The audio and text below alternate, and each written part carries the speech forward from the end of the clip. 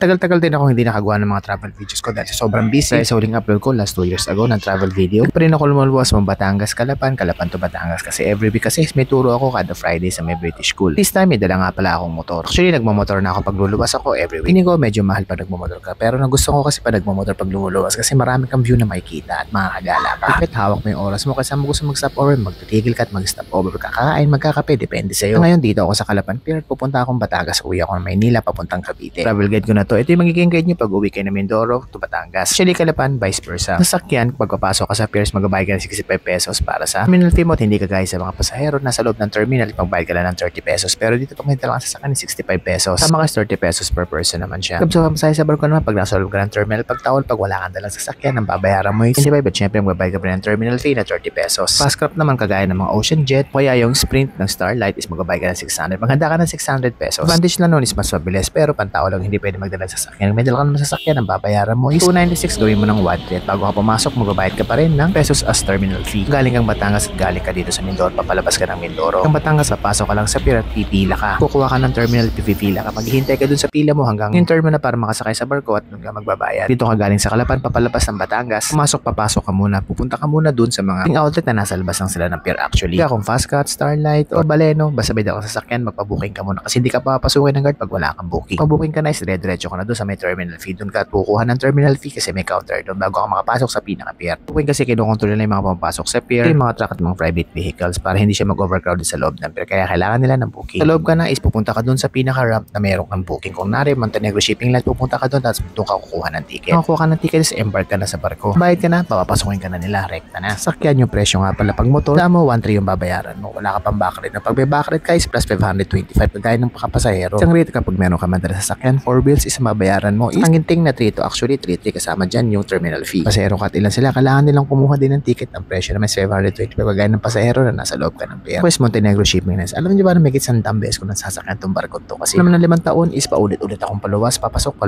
Isang barko dito, kabisado ko na. Wala kasi every hour naman is may bumabiyahe, may umaalis at may dumarating na barko dito kaya hindi na uubusan ng barko pero mas gusto ko talaga yung Montenegro Shipping Lines. Pero minsan kasi Batangas ka kung ano yung nakapila ka, wala kasing pinipili doon. Hindi ka pwedeng mamili pag nasa Batangas ka kung sasakay mo Montenegro o kaya Starlight. Depende yan sa'yo. Depende doon sa nasa dulo ng pila. Okay, first come first serve nun. Pero ngayon napakahirap ng lumuwas papuntang Maynila. Ay papasok pala na Mindoro. Sa nasirang tulay doon sa may Leyte, yung San Juanico Bridge, nasira kasi yun, di ba? Kaya lahat ng truck dito dumadaan sa Mindoro. Kaya napakahaba ng pila. Dati pag pumapasok ako ng Mindoro, mabiyahe ako ng madaling araw kasi gusto kong bumabiyahe ng madaling araw, special pa nagmamotor. At ko nga pala papuntang Imus is Tagaytay tapos Lemery. Tanungin mo ako kung ilang oras yung biyahe. Umaabot lang naman ng 2 oras o 2 kalahati. Depende sa takbo mo. Pero minsan nakuha ko ni sa kalahati lang, especially pag madaling araw. Hindi naman talaga siya paspasan. Pagdating lang talaga ng Lemery, pag flat na yung daanan, makakatodo at makakapaghataw. Kung mas na-appreciate ko magdala ng motor pag uwi at luluwas ng Mindoro. Pag nagko-commute ka, hanggang Mindoro, paglabas mo ng Batangas Pier, pag palabas mo, kaya ka ng bus tapos yung bus hindi pa siya aalis. Umabot pa minsan ng 2 oras o bago umalis tapos yung Roro mo umaabot ng 2.5 hours bago siya makapunta ng Batangas Pier. Lahat yung travel mo umaabot ng 6 hours bago ka pumunta Maynila kasi ang bus mula Batangas Manila to Hilpuyat ha. Is terminal doon as much as possible mga 3 hours to 2 hours and a half yun, depende yun. Kailan kasi is nagpupuno pa talaga yung bus kasi kahit kulang ng isa hindi